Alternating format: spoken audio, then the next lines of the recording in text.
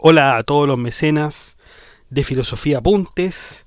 Estamos con Giordano Bruno y su relación con el papado. Algo hemos visto nosotros ya en la biografía de Giordano Bruno, en la vida y obra que que lanzamos hace un par de días, pero esto no puede terminar aquí, digamos. Hay más opiniones, hay más cuestiones relativas entre Giordano Bruno y el Papa que son necesarias de revisar y que sorprenden de alguna manera porque nos hablan de claves para entender lo importante que fue Giordano Bruno. Entonces, en esta edición especial, esta edición absolutamente para mecenas, vamos a hablar de esta gran polémica. Así que sin más dilación, vamos allá.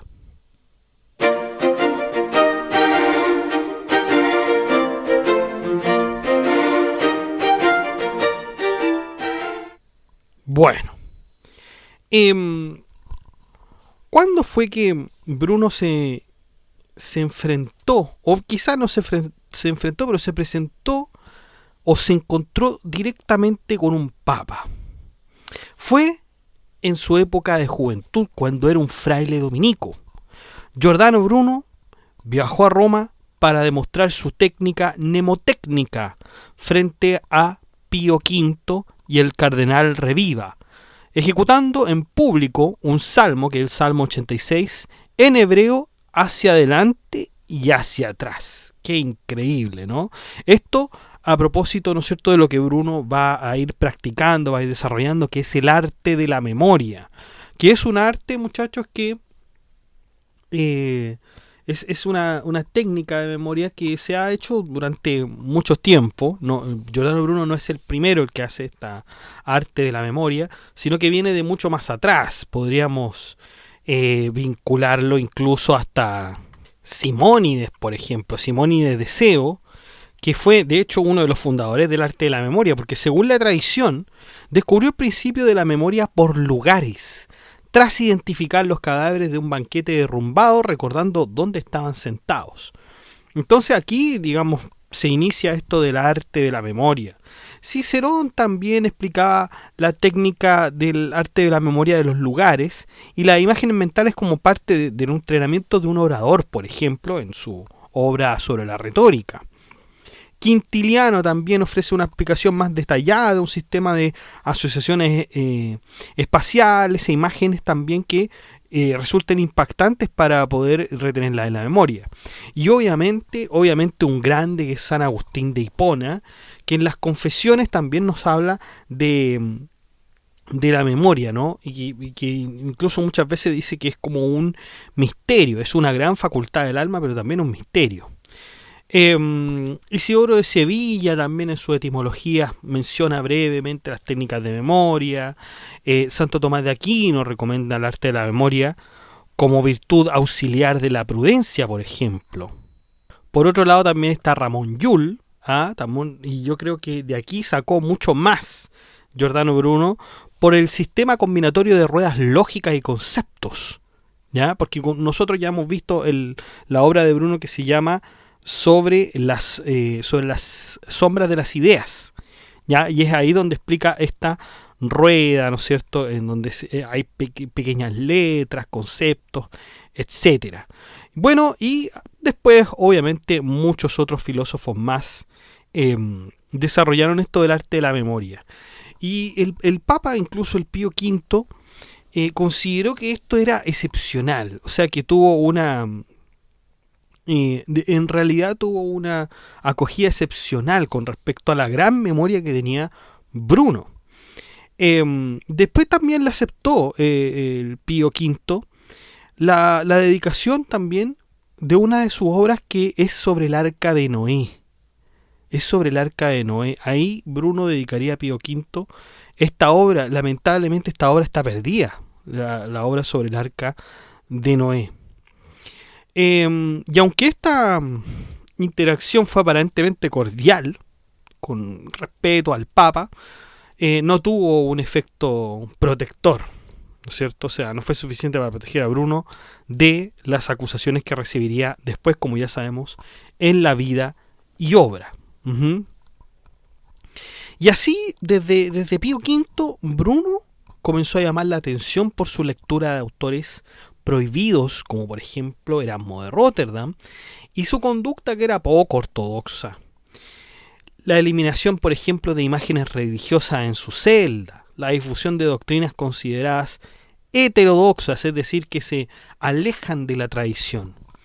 Entonces ahí, al descubrirse estos comportamientos, fue acusado formalmente de herejía en Nápoles y ahí decidió huir en 1576, abandonando incluso el hábito dominico. Esta ya era la primera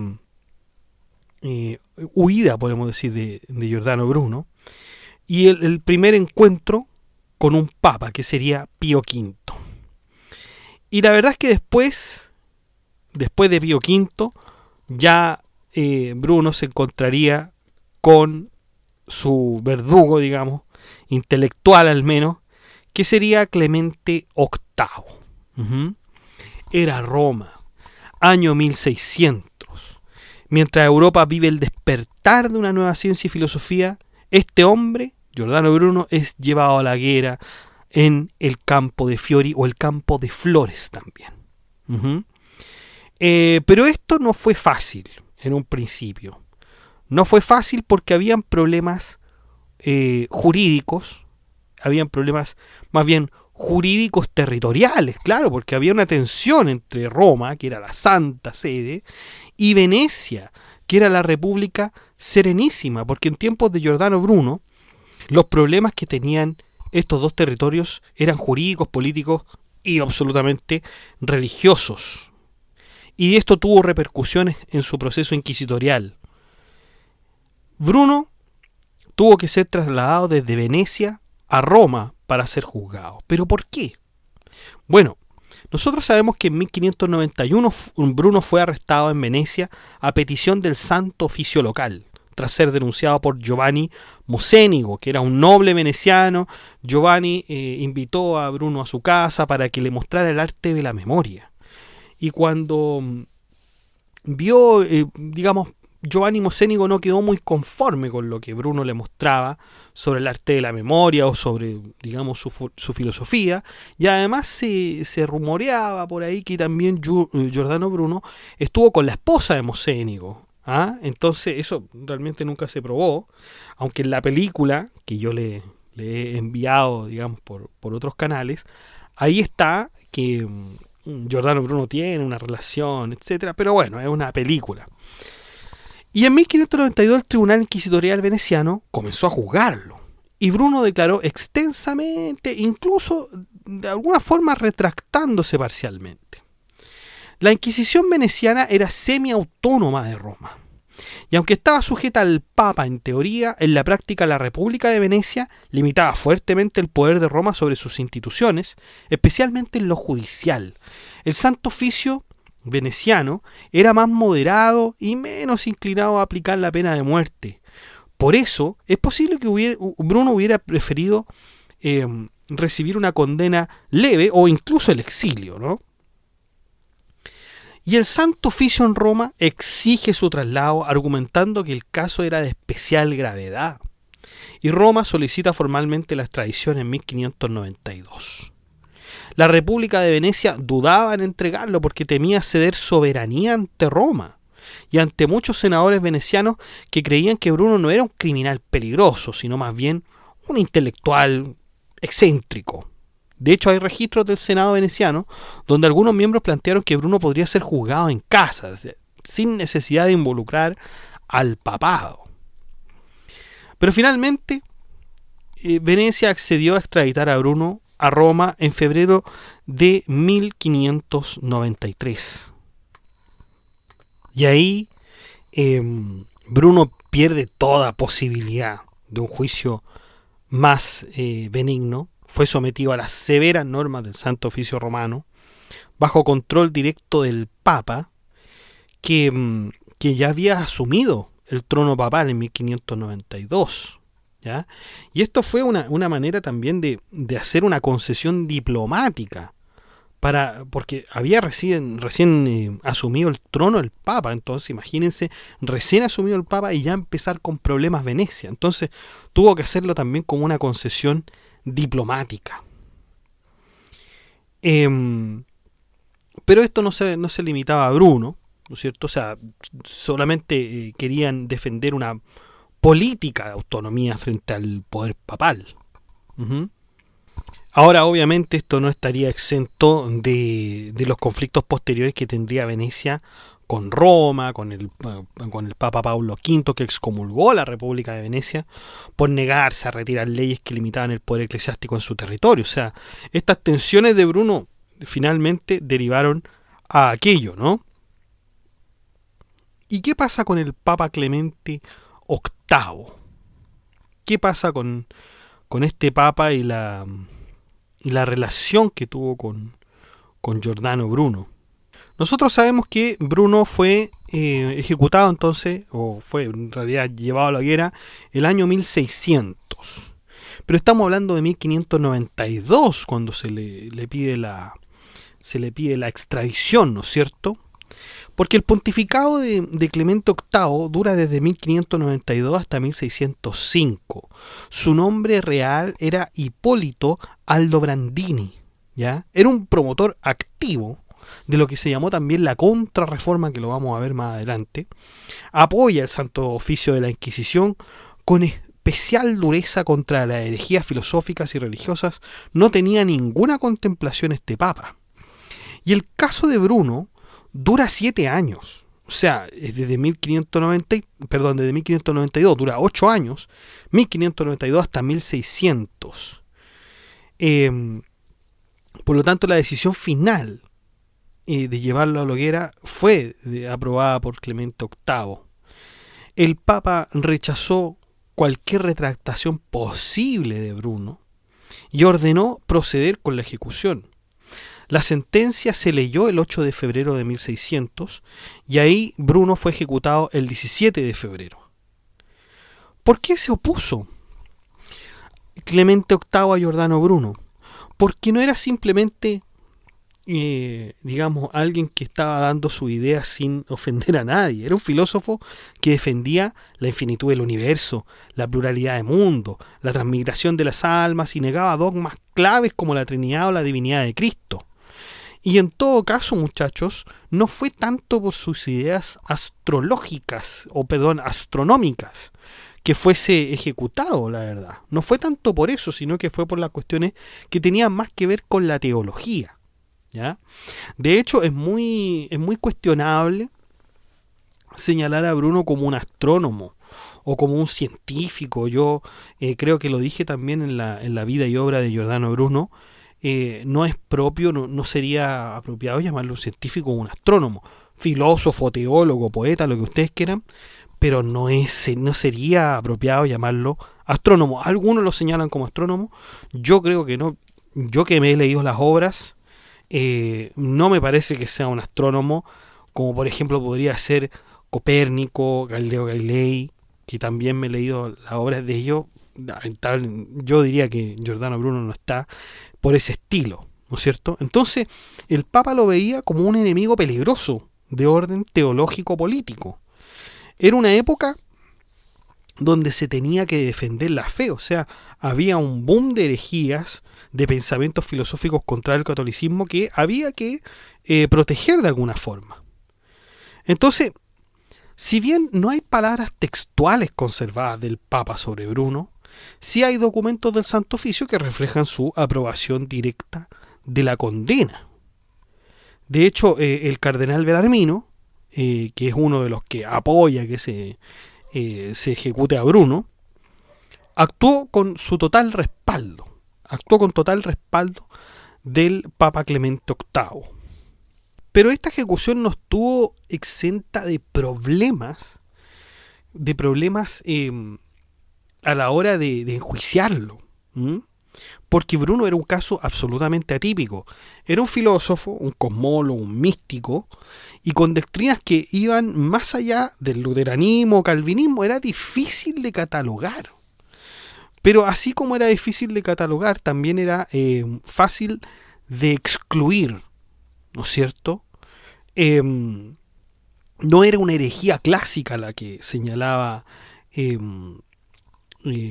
Giordano Bruno. Porque si nosotros nos ponemos a pensar en herejía, la herejía implica negar dogmas de fe. ¿Mm? La apostasía es el abandono total de la fe cristiana. Por ahí podría haber sido, ¿no es cierto? O sea, podría haber sido más apóstata que hereje, porque de todas formas él no negaba de ninguna manera a Dios. No negaba a Dios. Ahora, claro, sí negaba la Trinidad, así que ahí sí podría ser considerado hereje, ¿no? Y los jueces del Santo Oficio, bueno, discutieron lo siguiente. ¿Es un hereje? Sí, porque defendía conscientemente ideas contrarias a la doctrina, la Trinidad, por ejemplo. ¿Era relapso? Sí, porque había sido amonestado previamente en Venecia y en otras ciudades, o sea que delinquía nuevamente. ¿Era apóstata? Sí, porque algunos lo consideran haber abandonado la fe católica de raíz. Acordémonos que él era dominico, se presentó con el Papa Pío V. Entonces el proceso usó una combinación de estas figuras, pero en el decreto final no se lo llama apóstata de modo expreso, así, es un apóstata, no, sino que se le dice hereje impertinaz, impenitente y obstinado. Y ese calificativo bastaba para que el Papa Clemente autorizara la pena capital, porque la pertinacia e impenitencia eran elementos claves para considerar a alguien digno de ser entregado al brazo secular, a la justicia civil, porque acordémonos que la Santa Inquisición no era un proceso que era de autoría, digamos, de los religiosos. No, los religiosos investigaban, por cierto, acusaban, pero el que ejecutaba finalmente era el Estado. Lo llevaban al Estado. ¿Por qué? ¿Por qué el Estado se tenía que hacer cargo de esto? Esto es una de las ideas que nosotros ya hemos presentado en Filosofía Apuntes, y es porque el poder, entre el poder espiritual, que lo tiene la Iglesia, y el poder terrenal, que lo tiene el Estado, el más importante es el poder espiritual. Y por lo tanto, el poder terrenal debe estar al servicio del poder espiritual, así como el cuerpo lo está del alma. Entonces aquí quien se mancha las manos, quien tiene que hacer la ejecución es el Estado. ¿Se dan cuenta? Entonces tuvo que intervenir directamente el Papa. Tuvo que intervenir. Se sabe que algunos inquisidores habrían estado dispuestos a aceptar una retractación parcial, pero el Papa dijo no hay retractación alguna. No titubeó en aprobar la condena una vez resuelto los elementos esenciales. Por lo tanto, hubo problemas técnicos, doctrinales, para determinar si Bruno era hereje, relapso o apóstata. Y Belarmino, que es el cardenal también que cuenta con el respaldo de Clemente VIII, que estaba muy animado en condenar a Bruno, le lee 8 proposiciones que lamentablemente se han perdido. Las 8 proposiciones que le plantean a Bruno con respecto a su condena, ¿no? Pero se sabe que ninguna de ellas tiene que ver con la astronomía, ninguna tiene que ver con los planetas, sino que tienen todas que ver con cuestiones teológicas. Por lo tanto, ahí tenemos una gran información con respecto a Bruno y Clemente VIII. Les insisto que vean la película porque ahí se manifiesta mucho más claro que yo quizá la condena a Giordano Bruno. Vamos con el próximo papa, nos saltamos varios siglos, varios siglos, para ir con el Papa León XIII. León XIII. Este papa, cuyo nombre secular fue Gioacchino Vincenzo Raffaele Luigi Pecci, nació en 1810, 2 de marzo, y fíjense que la vinculación con Giordano Bruno que tiene este papa es bastante especial, porque se atribuye al Papa León XIII una visión mística en la que Satanás se jacta de poder destruir la iglesia, pidiendo 75 a 100 años y más poder sobre sus seguidores. Según el relato, Cristo le concede ese tiempo y poder, y tras esta visión, León XIII redacta la conocida oración a San Miguel Arcángel. San Miguel Arcángel, defiéndenos en la batalla, etc. Se cuestiona su autenticidad, porque se dice que esto fue escrito en 1886 y fue incluida en las oraciones después de la misa hasta el Concilio Vaticano II. Y el tema es el relato de la visión, porque no está documentado en fuentes vaticanas, entonces no podemos decir si el relato era efectivamente tal como se había señalado. Y el testimonio más citado proviene de fuentes secundarias del siglo XX, como el cardenal Nazari Roca, en 1930, pero no hay registro canónico del propio León XIII relatando esa visión. Entonces se trata de una tradición devocional piadosa, no de un documento oficial, pero aún así tuvo un impacto profundo en la espiritualidad católica contra el satanismo y el modernismo. Y bueno, el 30 de junio de 1889, León XIII emitió declaraciones condenando el pensamiento moderno, el panteísmo y la masonería. La masonería también, muy probablemente en reacción a la inauguración de la estatua de Giordano Bruno en el Campo de Fiori, o el Campo de Flores, el 17 de febrero de 1889. ¿Y por qué los masones? Bueno, porque los masones, especialmente a partir del siglo XIX, consideraron a Giordano Bruno como uno de sus símbolos, mártires de la libertad del pensamiento. Bruno no fue masón en vida, pero su figura fue adoptada como emblema del libre pensamiento, la razón y la lucha contra el dogmatismo religioso. Claro, si nosotros pensamos que Bruno fue condenado por la Inquisición en sentido de la pluralidad del mundo habitado, la infinitud del universo, la unidad con la naturaleza, la negación de la Trinidad y la divinidad de Cristo, todas esas ideas lo pusieron en abierta oposición contra la ortodoxia cristiana, y esa negativa a retractarse lo convirtió en ese símbolo. Y para la masonería, que exalta la libertad de conciencia, el derecho a pensar por sí mismo y el rechazo de la intolerancia, entonces Bruno era la imagen ideal.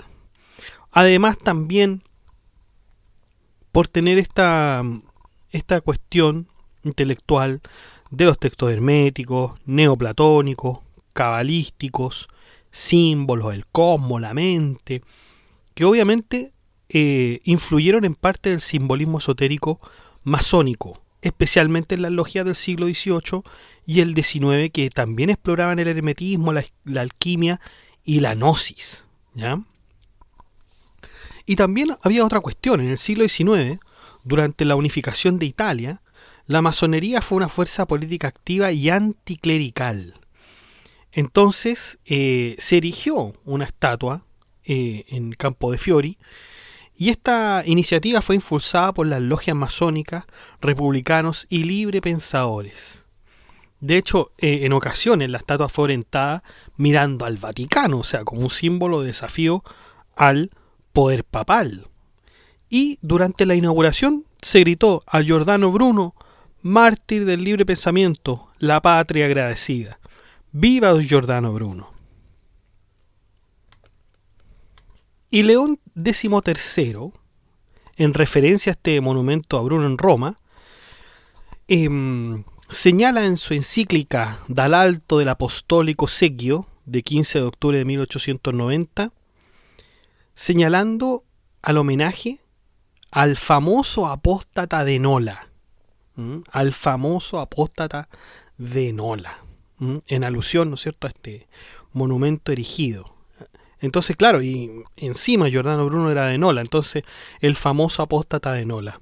Reprocha que esta estatua funcionaba como propaganda de ideas contrarias a la fe cristiana, impulsadas entonces por la masonería. Entonces, no lo menciona directamente León XIII, sino que lo menciona de forma indirecta. De forma indirecta menciona a Giordano Bruno.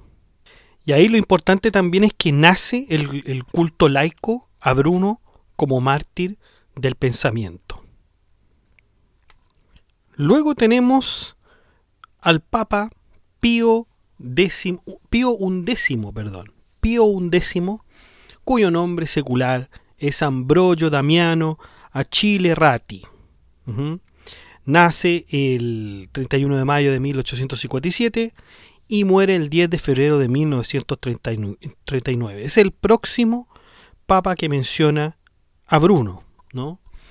Pero no hubo aquí una cuestión doctrinal, teológica, sino que siempre con respecto a lo político, porque Pío XI no emitió ningún documento oficial sobre Bruno, pero sí intervino indirectamente en relación con su estatua del Campo de Fiori, lo que lo convierte en el único papa posterior a León XIII que intentó modificar el lugar público más emblemático del culto brunista. Y de hecho esto fue así en el contexto del Concordato de Letrán en 1929, porque en ese año Pío XI firmó con Benito Mussolini los pactos de Letrán que pusieron fin al conflicto entre la Santa Sede y el Estado italiano desde 1870. Y a cambio del reconocimiento de la soberanía vaticana, el Papa buscó que el catolicismo recuperara visibilidad y primacía en la vida pública italiana. Esto en el marco de restauración católica, donde la estatua de Giordano Bruno era visto como un símbolo ofensivo al papado y al catolicismo romano.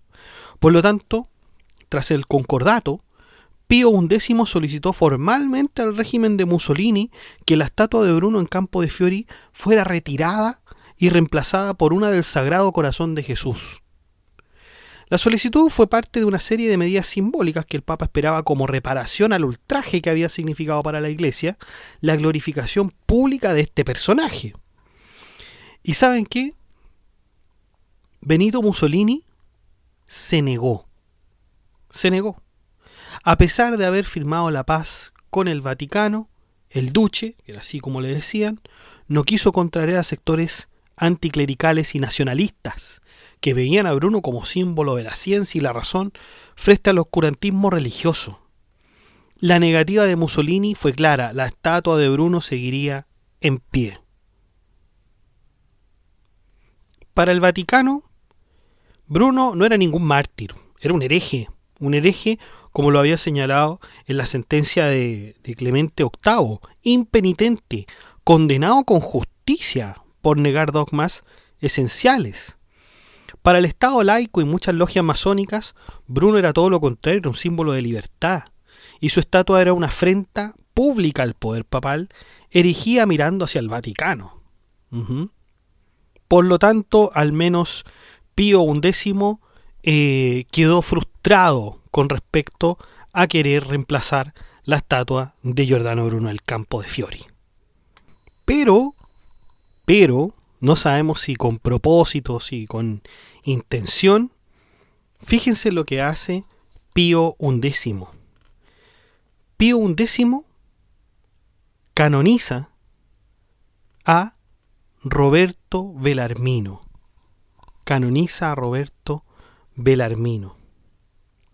Como sabemos entonces, el que participó directamente en el juicio de Giordano Bruno como uno de los inquisidores romanos. Entonces el inquisidor de Giordano Bruno fue canonizado. Es santo el que condenó a Giordano Bruno. Fue cardenal jesuita y uno de los teólogos más influyentes de la Contrarreforma, y también tuvo participación en el caso de Galileo Galilei en su fase temprana, en 1616, advirtiéndole que no podía sostener públicamente la teoría heliocéntrica como verdad física. Por lo tanto, aquí tenemos a un verdadero defensor firme de la ortodoxia y del derecho de la Iglesia frente a los estados protestantes y a la ciencia moderna. O sea, el inquisidor de Bruno es santo, ¿no es cierto?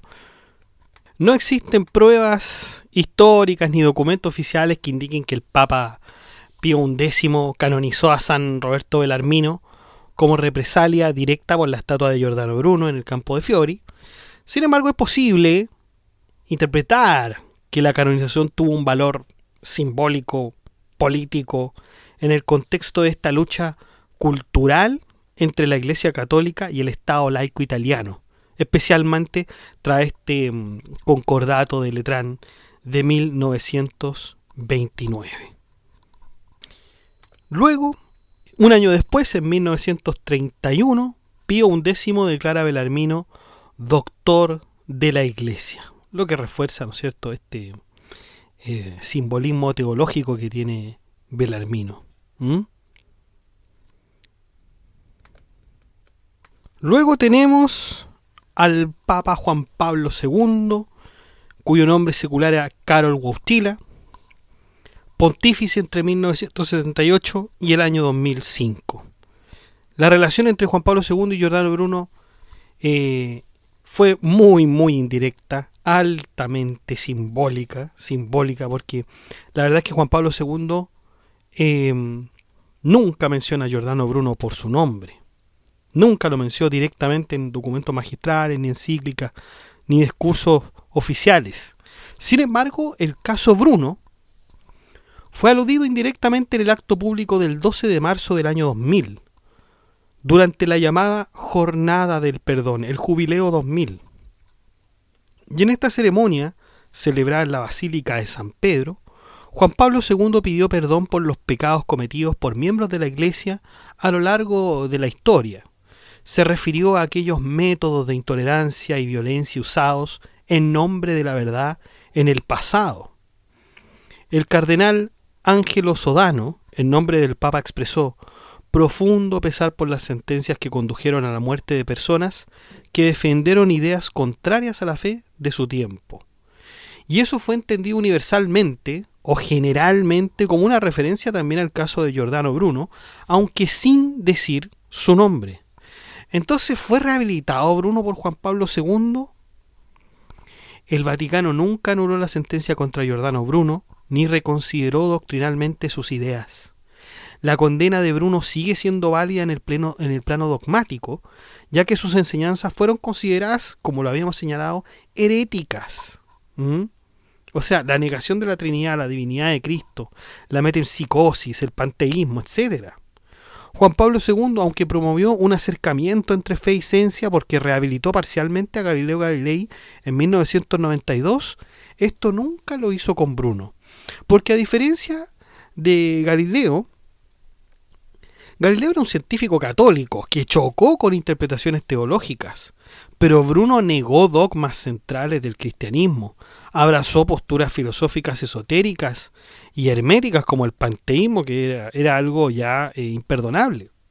No se retractó en ningún momento, no pidió perdón, no lo pidió entonces y no lo pide ahora tampoco.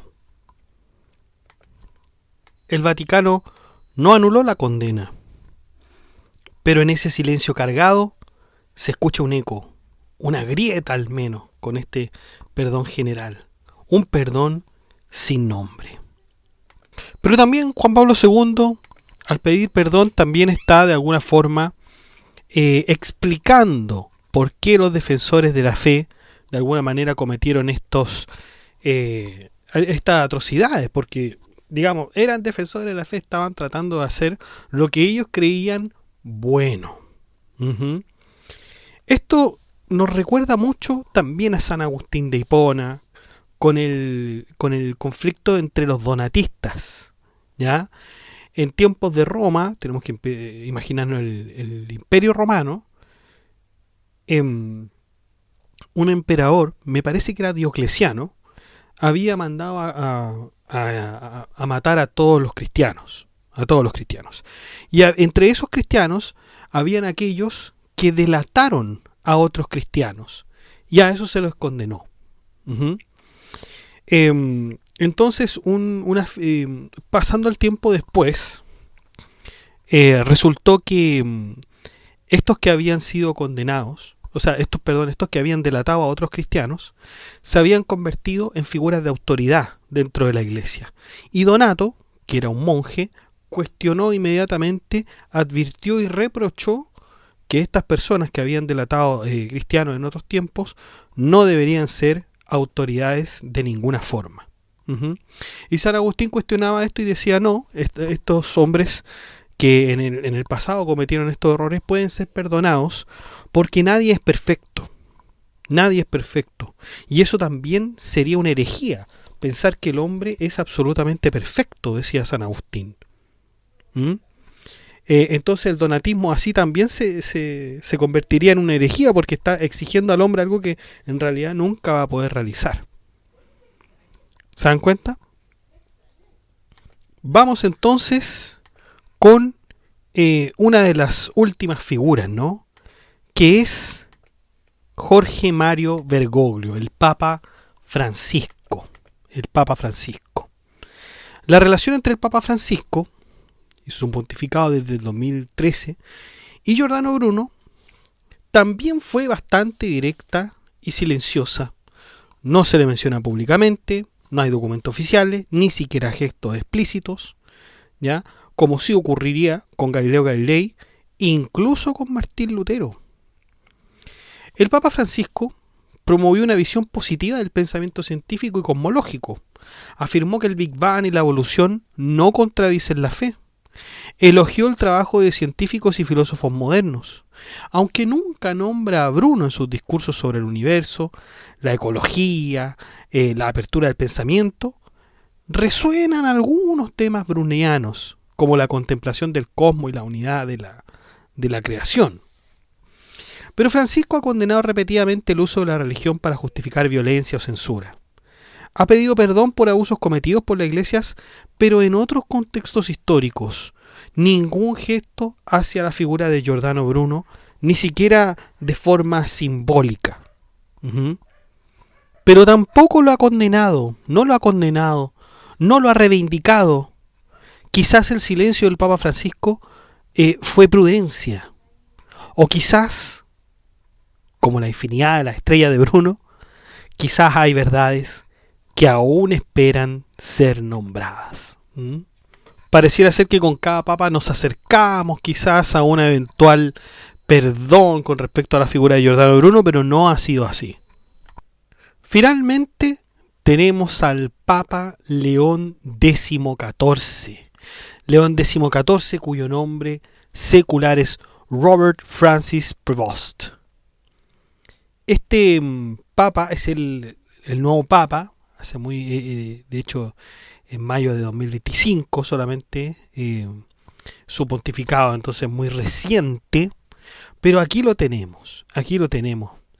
Y quizás sería muy temprano señalar a este papa, al Papa León XIV, que tenga una relación con Bruno, ¿no es cierto? Pero fíjense que hay algo curioso con este papa, porque nos dice León XIV, el actual papa, que eligió el nombre de León por León XIII. ¿Ya? ¿Por qué? Porque con León XIII también se creó la encíclica Rerum Novarum, que afrontó la cuestión social en contexto de la primera gran revolución industrial. ¿Ah? Entonces, un patrimonio de doctrina social de la iglesia, etcétera. Claro que sí, pero recordemos quién fue León XIII, que se había indignado con esta estatua de Giordano Bruno. ¿Ah? Por lo tanto, esto podemos interpretarlo quizás como no como una afrenta explícita, pero sí como una especie de simbolismo. ¿Ah? Donde mientras en el campo de Fiori se sigue celebrando cada 17 de febrero a Giordano Bruno como un mártir del pensamiento. Ahora el Vaticano tiene un papa que se vincula nominalmente al pontífice que condenó la exaltación pública de ese mismo Bruno. Bueno, no ha dicho nada sobre Bruno. hasta ahora por lo menos 24 de julio de 2025. Pero en Roma los nombres tienen peso y las estatuas tienen memoria.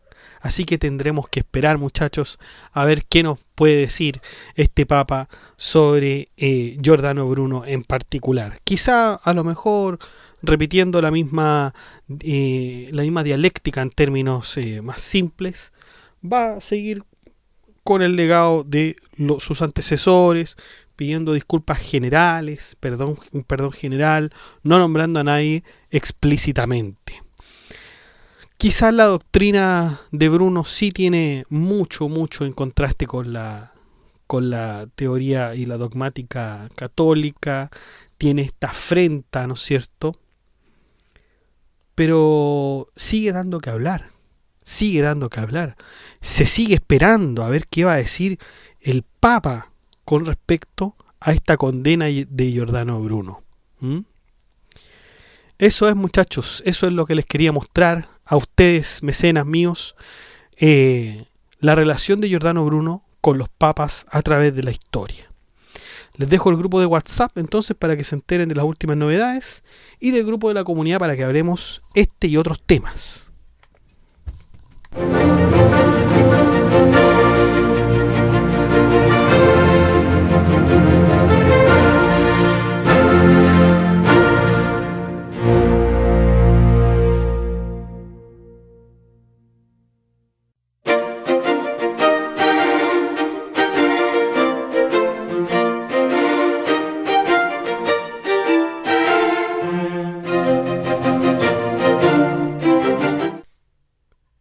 Bueno, chicos, eso ha sido todo. Muchas gracias por escuchar este podcast. Si le ha gustado, dé like, comente, comparta, suscríbase, acceda al blog que está en la descripción del video, haga soporte en PayPal o en Patreon y saludamos a nuestros mecenas romanos que son Abstract Panicker, Ricardo, José Manuel Santos, Diana94 y Jorge Ríos, que colaboran con este proyecto de Filosofía Apuntes mensualmente como mecenas romanos. Un abrazo a todos, muchachos, muchas gracias. También saludamos a nuestro mecenas medieval que es Gap Welther, que también colabora con una membresía un poco más alta que los mecenas romanos y que ya se ha mantenido en el tiempo apoyando este proyecto educativo. Muchas gracias, Gap Welther, un abrazo fuerte también. Y usted también puede ser colaborador en Filosofía Apuntes inscribiéndose en las membresías que aparecen en el botón unirse de cada video. Usted presiona el botón unirse, van a aparecer 4 membresías con distintos precios y usted puede elegir el que mejor le convenga, y si no le acomoda ninguno de esos precios, de todas maneras usted puede colaborar con Filosofía Apuntes haciendo clic en el botón gracias y poner la suma que a usted más le acomode. Que estén muy bien, cuídense, chao.